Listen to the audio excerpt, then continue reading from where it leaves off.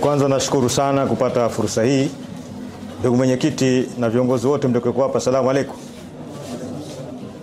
Kwa kweli tumeridhika sana na zoezi lililofanyika, kuona kwamba kila kitu kimepokelewa hapa katika godown hii, na hatuna shaka kwamba tutaendeleza umoja wetu ndani ya nchi yetu na kuhakikisha kwamba uchaguzi utakuwa ni wa salama, wa haki na huru.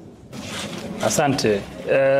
Kwanza nishukuru na mimi niwapongeze tume kwa kuendana na mpango kazi wao ambao wamejipangia, na hili ni zoezi la kawaida katika chaguzi zote zimekuwepo, kwamba inapofika wakati tume ambapo inapokea karatasi za kura, wadau wa uchaguzi ikiwemo vyama vya siasa wanaitwa kwa ajili ya kushuhudia, na chaguzi zote vyama vimekuwa vikijitokeza kushuhudia zoezi hili. Kwa hiyo nikusema tu kwamba hii inathibitisha kwamba maandalizi ya uchaguzi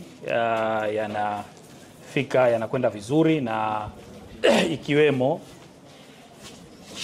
ikiwemo upatikanaji wa karatasi hizi, na sisi tunawatakia tume kila laheri kwenye maandalizi yao, maandalizi mengine ukiacha hili la karatasi.